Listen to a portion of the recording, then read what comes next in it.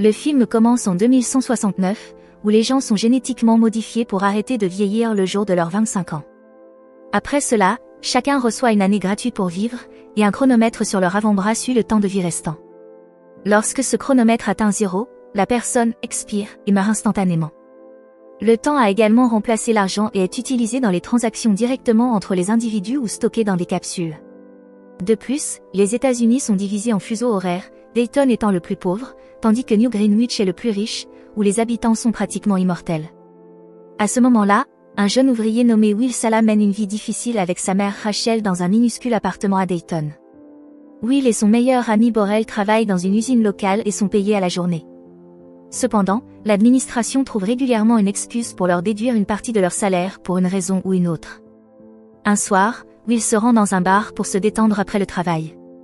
Il remarque un homme riche nommé Henry qui offre des boissons gratuites à tout le monde.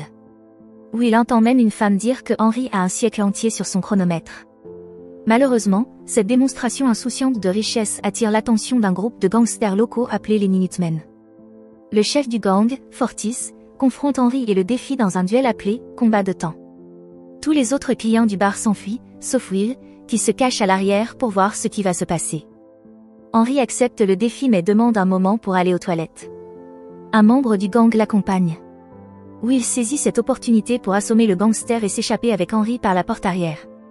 Il se précipite ensuite dans une usine voisine et verrouille la porte. Après cela, Will interroge Henry sur ce qu'un homme riche fait dans un endroit comme Dayton. Henry répond qu'il a quitté New Greenwich parce qu'il a 105 ans et qu'il est fatigué de vivre. Il explique que les riches ne cessent d'augmenter les taxes et accumulent le temps, ce qui entraîne une hausse constante du coût de la vie dans le ghetto. Après une longue conversation sur leur vie respective, les deux hommes finissent par s'endormir. Tôt le matin suivant, Henry se réveille en premier et fait quelque chose de choquant. Il transfère tout son temps à Will et ne garde que 5 minutes pour lui-même. Lorsque Will se réveille un peu plus tard, il est stupéfait de voir que le nombre sur son chronomètre a considérablement augmenté. Il regarde alors par la fenêtre et aperçoit Henry assis seul sur un pont. Will comprend immédiatement ce qui se passe, mais avant qu'il ne puisse agir, Henry expire et son corps sans vie tombe dans la rivière en contrebas. La scène coupe ensuite au soir, où Will attend sa mère à l'arrêt de bus après son travail. Mais elle ne se montre pas, même après plusieurs heures. Il s'avère que Rachel, qui n'a plus qu'1 heure et demie à vivre, ne peut pas se permettre un ticket de bus car les tarifs ont soudainement augmenté. Le trajet à pied jusqu'à chez elle dure 2 heures, ce qui signifie que Rachel doit courir si elle veut revoir son fils. De son côté, Will commence également à courir lorsqu'il réalise ce qui se passe. Après un certain temps, la mère et le fils se croisent au milieu de la rue. Mais il est trop tard, et Rachel expire tragiquement dans les bras de Will. Pendant ce temps, la police, connue sous le nom de gardien du temps, retrouve le corps de Henry dans la rivière. L'agent chargé de l'enquête, Léon, est persuadé qu'il s'agit d'un meurtre et ordonne à ses hommes d'examiner les images de vidéosurveillance d'une caméra voisine. À cause de l'angle des caméras, la police ne peut pas voir Henry tomber. En revanche, ils aperçoivent le visage de Will sur les enregistrements et supposent qu'il est responsable du crime. De son côté, un Will dévasté se lance dans une frénésie de dépenses pour oublier la mort de sa mère. Il loue une limousine grâce à sa nouvelle fortune et se dirige vers New Greenwich. Une fois en ville, il séjourne dans un hôtel de luxe où sa présence est remarquée par une jeune mondaine nommée Sylvia. Les gardiens du temps parviennent également à retrouver sa trace, car il a traversé trop de fuseaux horaires en quelques heures seulement. Ce soir-là, Will revêt un costume flambant neuf et se rend dans un casino. Il rejoint rapidement une table de poker dirigée par Philip Way, un homme d'affaires ultra riche dont la société contrôle le système temporel à travers les banques. Sylvia, qui est la fille de Way, s'assoit également à la table pour observer. Encouragé par sa présence, Will prend des risques importants et mise même tout ce qu'il possède. Ce pari s'avère être une excellente décision, car Will remporte la partie. Il parvient également à impressionner Way, qu'il invitait à une grande réception dans son manoir. Le lendemain, Will achète une voiture très chère et se rend à la fête chez Way. Sylvia, intriguée par cet homme mystérieux, l'invitait à danser. Elle lui révèle qu'elle peut voir à ses manières qu'il vient du ghetto. Cependant, Sylvia avoue qu'elle envie aussi les gens de cette partie du pays, car elle mène une vie aseptisée, sans véritable liberté. La jeune femme rêve de faire quelque chose d'excitant et d'imprudent pour une fois. En entendant cela, Will l'entraîne sur la plage derrière la maison pour aller nager nu. Sylvia hésite au début, mais finit par le rejoindre dans l'eau, et les deux passent un moment agréable ensemble. Plus tard, ils retournent discrètement au manoir par des portes différentes afin d'éviter les soupçons. À ce moment-là, la fête est interrompue par les gardiens du temps, qui ont retrouvé la trace de Will en localisant sa nouvelle voiture. Will est alors emmené dans un bureau privé pour être interrogé. Mais lorsqu'il explique que Henry a expiré volontairement, les autorités ne le croient pas et lui confisquent presque tout son temps. Il ne lui reste désormais que 2 heures, à peine suffisantes pour être enregistré et traité avant son transfert vers une prison. Juste à ce moment-là, Way et Sylvia viennent voir ce qui se passe. Will profite de la distraction pour assommer les gardiens du temps et voler une arme. Il s'en sert pour prendre Sylvia en otage, et tous deux s'enfuient par la porte arrière pour monter dans sa voiture. Cependant, Will est distrait par une caméra de surveillance en conduisant et roule à grande vitesse sur une bande de clous. Cela fait déraper violemment le véhicule, qui finit par s'écraser sur le bas-côté. Will et Sylvia perdent tous deux connaissance. Quelques minutes plus tard, ils sont retrouvés par Fortis et ses hommes. Le gang commence immédiatement à voler le temps de la jeune fille riche jusqu'à ce qu'ils entendent les gardiens du temps s'approcher de l'endroit. Ils prennent alors la fuite, laissant Sylvia avec seulement une demi-heure. Lorsqu'il se réveille, Sylvia panique en voyant le peu de temps qui lui reste et demande de l'aide à Will. Ce dernier trouve ironique qu'une fille riche soit désormais favorable au partage, mais il l'aide quand même. Après cela, les deux se dirigent vers Dayton à pied, espérant obtenir du temps en échange des boucles d'oreilles précieuses de Sylvia. Ils arrivent bientôt dans un prêteur sur gage et vendent les bijoux, mais n'obtiennent que 2 jours en échange. Ensuite, ils se rendent à une cabine téléphonique, et Will fait appeler Sylvia à son père. L'agent Léon, qui avait anticipé cela, est présent chez les Way et décroche le téléphone. Imperturbable, Will exige qu'on lui donne 1000 ans en échange de la jeune fille. Cependant, il veut que la rançon soit distribuée au Timeline dans le ghetto et non pour lui-même. Il s'avère que le Timeline est une forme de système de protection sociale où les nécessiteux du ghetto peuvent obtenir du temps vital. Une fois l'appel terminé, Léon informe Monsieur Way de la situation, mais l'homme riche semble hésitant. Il est évident que, malgré sa fortune incommensurable, il ne veut pas donner de temps aux pauvres. De son côté, Will emmène Sylvia dans son appartement, où le duo passe la nuit ensemble. Le lendemain matin, Will observe attentivement le bâtiment du Timeline depuis sa fenêtre. Mais même après plusieurs heures, aucun temps n'est ajouté. Cela confirme que le riche homme d'affaires, Way, n'a aucune intention de payer la rançon. Sylvia est profondément blessée par l'indifférence de son père, mais elle commence aussi à voir qu'il est devenu riche en écrasant les droits des autres. Cela change sa vision des choses, et elle décide de rester et de travailler avec Will.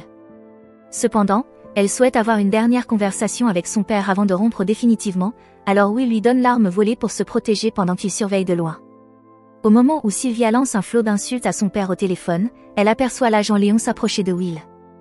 Elle sort alors précipitamment de la cabine et tire sur le gardien du temps, le blessant au bras. Will en profite pour vérifier le chronomètre de Léon et découvre qu'il ne garde que très peu de temps sur lui afin de ne pas être une cible pour les voleurs. Dans un geste de générosité, Will lui donne du temps pour que ses collègues puissent le secourir. Les deux fugitifs s'enfuient ensuite dans la voiture de Léon, tandis que le gardien du temps est rapidement secouru par ses coéquipiers. Un peu plus tard, Will utilise la voiture du gouvernement pour se faire passer pour un gardien du temps. Il repère une femme riche roulant en direction de New Greenwich et la force à s'arrêter sur le bord de la route. Il lui vole ensuite ses boucles d'oreilles et la majeure partie de son temps avant de s'enfuir dans sa voiture. Une fois assez loin de la ville, il s'arrête pour regarder les informations et découvre qu'ils sont désormais recherchés. Suite à cela, les deux décident d'aller jusqu'au bout et d'aider les pauvres en braquant une banque de temps de Dayton appartenant à la famille Way. Ils commencent par voler un camion et le lancent directement contre la banque, où ils dérobent autant de capsules de temps que possible. Les habitants pauvres se joignent également au pillage, et lorsque les gardiens du temps arrivent, il ne reste plus rien. Après avoir aidé quelques amis proches, Will transporte les capsules de temps volées jusqu'au Timeline. Il les remet ensuite au caissier en lui demandant de les distribuer à ceux qui en ont besoin. Au fil des jours, Will et Sylvia commencent à cambrioler des banques de temps partout, et leurs aventures apparaissent régulièrement aux informations. Une semaine plus tard, Léon et ses hommes localisent enfin l'appartement de Will et partent l'arrêter. Cependant, alors que les gardiens du temps approchent, Will et Sylvia parviennent à s'échapper par une fenêtre. Léon se rend vite compte que les fugitifs sont en fuite et commence à les pourchasser. Mais le duo monte rapidement dans un bus local, et Will corrompt le chauffeur pour qu'il démarre à toute vitesse. Quelques heures plus tard, Will et Sylvia réservent une chambre d'hôtel, payant un supplément pour avoir toutes les chambres et soudoyant la réceptionniste pour qu'elle garde le silence.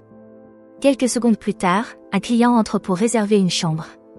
Bien qu'on lui dise qu'il n'y a plus de chambres disponibles, il aperçoit rapidement Will et Sylvia monter à l'étage. Pendant ce temps, les Minutemen commencent à menacer les habitants des rues pour obtenir des informations sur Will et Sylvia. Fortis va même jusqu'à tuer un passant innocent pour montrer qu'il est sérieux.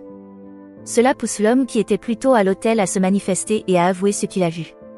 À l'hôtel, Will et Sylvia apprennent que la récompense pour leur capture est de 10 ans, ce qu'ils trouvent particulièrement insultant. Soudain, Fortis fait irruption dans la chambre avec ses hommes et tient le couple en joue. Le gangster explique ensuite que les autorités le laissent tranquille parce qu'il vole ses propres concitoyens à Dayton. C'est pourquoi il est maintenant forcé d'aider les riches à rétablir l'ordre. Mais plutôt que de tuer Will de sang-froid, Fortis veut quelque chose de plus excitant.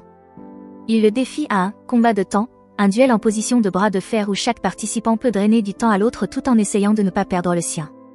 Will accepte le défi et laisse d'abord Fortis absorber la majeure partie de son temps. Mais lorsque le gangster baisse sa garde un instant, il inverse la situation et siphonne tout le temps de Fortis en un seul mouvement fulgurant. Lorsque les gardiens du temps arrivent à l'hôtel, Will et Sylvia ont déjà disparu, et Fortis a expiré. Un peu plus tard, Will remarque que les prix des produits de première nécessité et les taux d'intérêt des prêts augmentent plus rapidement pour compenser le nouveau temps distribué dans les rues. Leurs petits braquages ne font aucune différence, ils auraient désormais besoin d'1 million d'années pour réellement ébranler le système. Heureusement, Sylvia sait où trouver une telle somme. Le lendemain, Wei, inquiet de la situation, se rend à son travail entouré de plus de gardes du corps que d'habitude. À ce moment-là, il détecte une menace, mais il ne s'agit que de Sylvia annonçant qu'elle veut se rendre. Wei croit en la sincérité de sa fille et l'accueille à bras ouverts. Mais cette diversion permet à Will de se faufiler derrière lui et de le prendre en otage. Le duo l'emmène ensuite dans son bureau et le force à ouvrir le coffre-fort où il conserve une capsule contenant 1 million d'années. Wei fait remarquer qu'inonder la mauvaise zone avec autant de temps pourrait détruire le système, mais Will lui répond que c'est précisément son objectif. Après avoir enfermé l'homme d'affaires dans son propre bureau, le duo s'échappe. Mais peu après, la nouvelle de leur vol parvient aux gardiens du temps.